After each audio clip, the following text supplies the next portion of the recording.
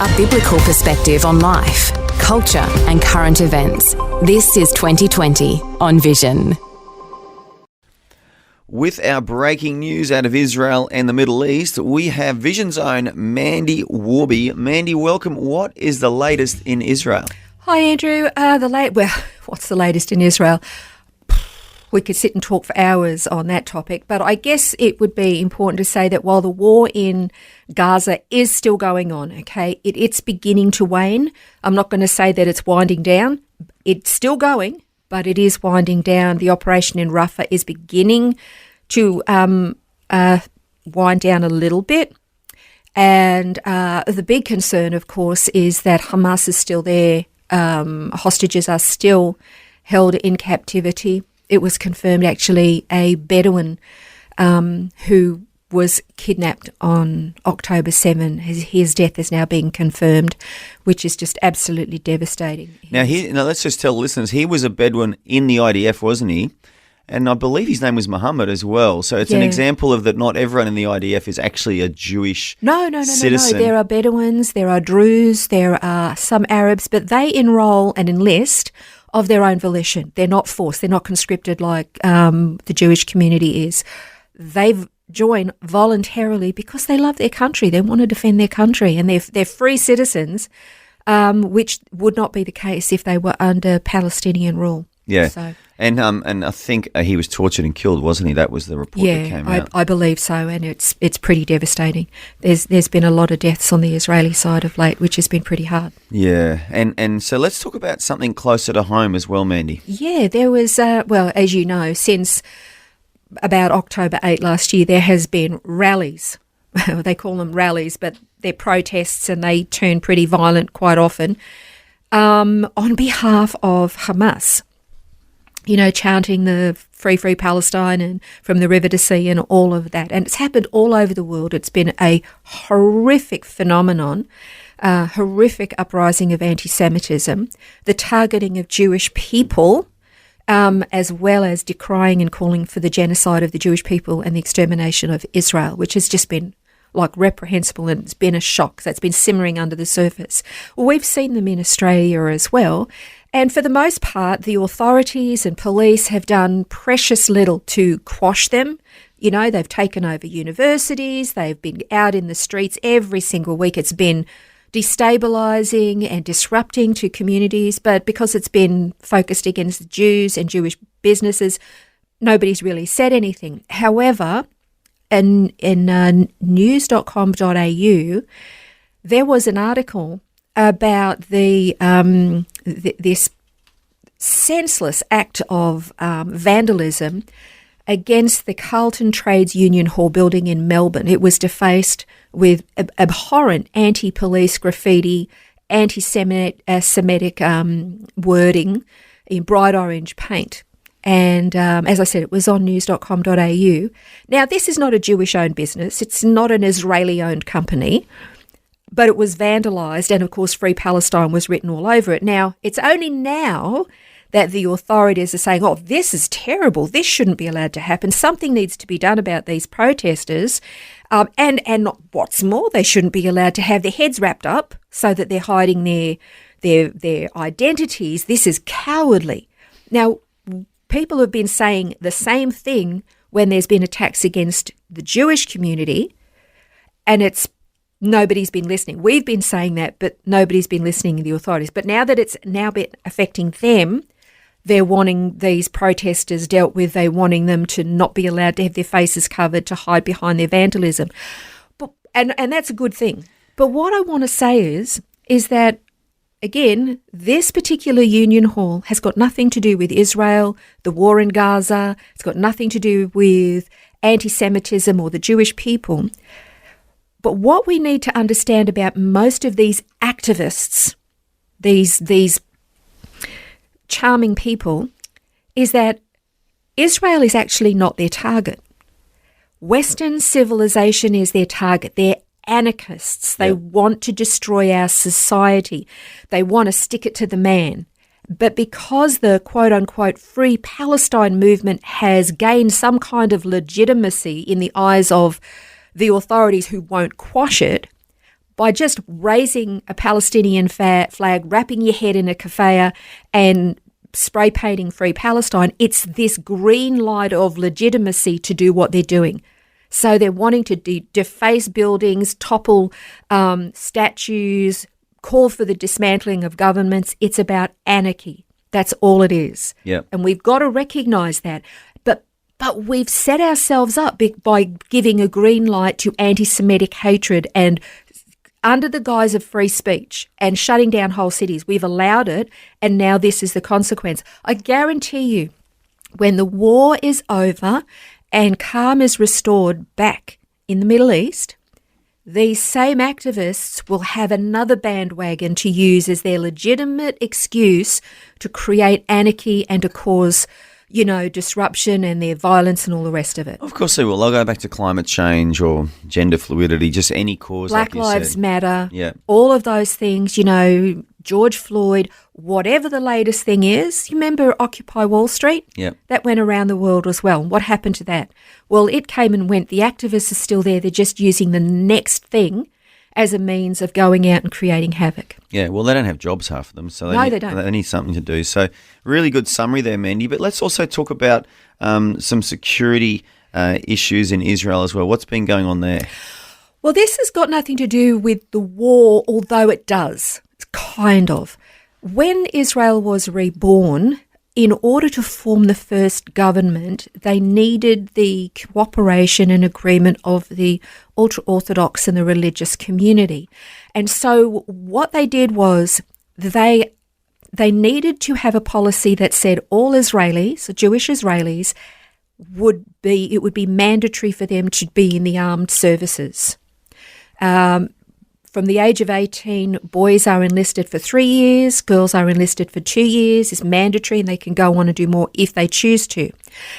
Arabs are exempt from this, and the agreement with the ultra-Orthodox was that they would be exempt as well, because in their mind, their job, their role is to study the Torah, that is a profession, and as such, the government should actually pay them a small stipend to study the Torah, and that this was for the benefit of Israel. Now, in order to keep the coalition government together, that was agreed upon, and that has been policy right up until now. But It's sort of based on the Levi tribe in the Old Testament, isn't it? It is, yeah, except that the Levites still went to war and participated when the nation was in strife. Anyway, there's debate about that. Of course there is. There's debate about that, but this has been a bone of contention within the broader Israeli community who've said, why should the burden of protecting our nation and putting our lives on the line and paying the ultimate price only be borne by us? Why is this particular Jewish community exempt when the rest of us aren't? And it's come to boiling point, and it really came to the fore with this war because this is an existential threat. Israel's existence is truly on the line. So this has been backwards and forwards in every successive government since then.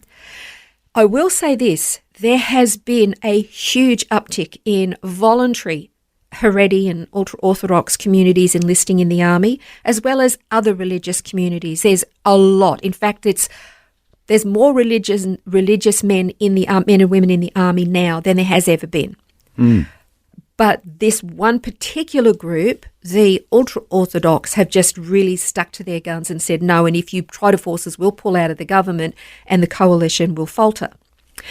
However, that has gone to the High Court, and the Israeli High Court has actually said, yes, the Haredi community have to be conscripted. They have to be like the rest of Israeli society. Oh, wow. And Amit Segal, he is in the court. He said that it's going to go with a recruitment of 3,000 ultra-Orthodox this year, providing that the law passes.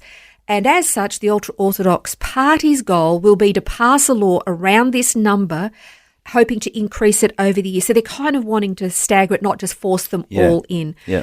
But on the proviso that the government recognises that Torah study is a profession and that their stipend be restored, because I believe that it's been either withdrawn or about to be withdrawn. So they're it's, swings and roundabouts, they're kind of negotiating, doing the deal. Yeah. But what this is really, really good that they will actually be now required, like the rest of Israeli society, to serve in the armed forces because they need it. Yep. Now, Benny Gantz, who was the former foreign minister. Now, hang on, that's the same guy that just withdrew from the government, is that correct? Yes. When the war broke out, they formed an emergency war government. Benny Gantz, who is part of the left political side, he became part of the current war government, coalition government. He's just withdrawn. He hates Prime Minister Benjamin Netanyahu. He has withdrawn, hoping to destabilise the government. But he is saying that if he was able to form a government, he would not only make sure that the ultra-Orthodox community had to be drafted, but also that Arabs would have to be drafted. Now, that's problematic. If the Arab community wants to join the IDF, they can, and they are. Yeah. But to force them would be a different thing because, as we know, not all of that particular community is favourable to Israel. If they're forced into the army, the concern is they would be trained, they would be equipped, they would be armed, and they could actually turn on their own army right in the middle of the trenches. Yeah. So that's quite concerning. Or even share intelligence or military secrets. All of the above, Andrew. Wow. So that's why they're actually not forced into the army, only those who want to serve. And they're highly welcomed and they love their country. So, but with Benny Gantz, the current coalition, as I said, he withdrew, which still leaves the Benjamin Netanyahu's coalition with a majority. It's a smaller majority, but they still have a majority. What I listened to a program by journalist Caroline Glick.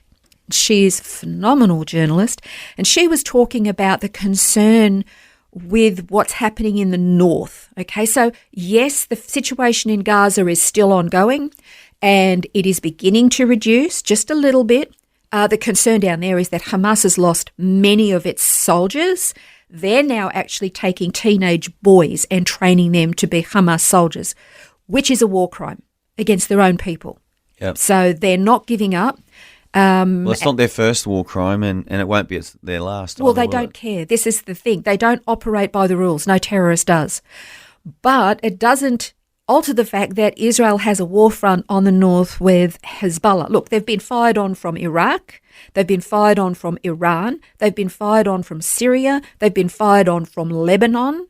They're fired on from Hamas in Gaza, and they're fired on from Hezbollah in Lebanon in the north. That's five that have fired on them, not to mention the passive support that Hamas has been getting from Egypt through the terror tunnels under the border, as well as smuggling from Jordan, okay, which nobody's talking about because Israel has a cold peace with both Egypt and Jordan. So she's getting it from all sides, as well as from the United Nations, all the different governments and the rest of it. But what has been really horrifying for Israel is that Hamas has been lobbing rockets into Israel since about the 10th or 11th of October. Unprovoked, they're not part of what's going on in Gaza. Israel hadn't even fired a shot back yet, and she's been attacked by Hezbollah in Lebanon. Lebanon has the third largest stockpile of missiles and rockets in the world, all given to them by Iran. And they're all pointed at Israel. Yeah. Okay, we're talking over 100,000 or more rockets. That's crazy. It's insane. It's crazy. And we're talking about highly sophisticated computerized rockets, very powerful stuff. Yeah. And Israel in the north, as we've mentioned before, is currently burning because of all the wildfires and everything else from this rocket fire. The northern part of Israel has been evacuated, which means there's it could be anywhere from 80,000 to 200,000 Israelis who are refugees in their own country, displaced. Do you hear that anywhere in the world? No. Nobody's talking about it. No. And so therefore, the Biden administration, in a bid to not have Israel go to war with Iran, has actually been withholding 2,000-pound bombs that would only be used in Lebanon because of the terrain. It's a very hard, rocky terrain. Yeah. Well, the US is withholding that, which means it's putting Israel on the back foot. And it's all in a bid to try to cripple Benjamin Netanyahu. And why? because there's an election coming up in November for the president in the United States, and it's about votes. Yeah. So Israel is being put at risk. All I would say on that score is please be praying for Israel and for Prime Minister Benjamin Netanyahu and his coalition government, especially that God would be honoured, that his word would be fulfilled and faithful and true, which it will be, and also be supportive for the Jewish community in our own country who are really under the gun. Yeah. Mandy, as always, so informative and, just really detailed report there. Thank you so much for sharing with us all the breaking news out of Israel and the Middle East. My pleasure. Thanks for taking time to listen to this audio on demand from Vision Christian Media. To find out more about us, go to vision.org.au.